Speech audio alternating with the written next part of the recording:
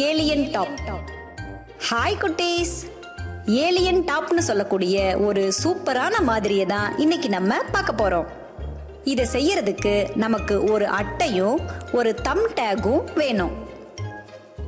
இந்த அட்டையில 6 முகங்களை கொண்ட ஒரு நட்சத்திர வடிவத்துல ஒரு படத்தை வரைஞ்சுக்கணும்.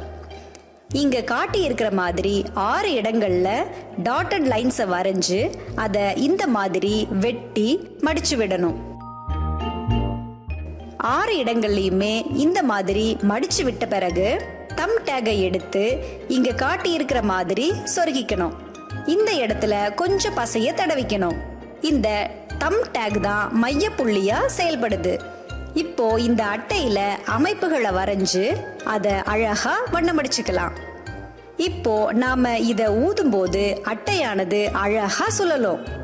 இந்த அட்டைய வேகமா சுழல வைக்கணும்னா ஒரு ஸ்ட்ராவை வச்சு ஊதணும்.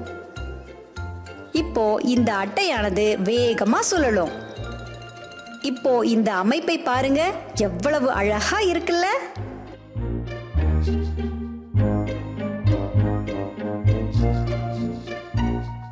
இதுக்கு என்ன காரணம்னு பார்க்கலாம்.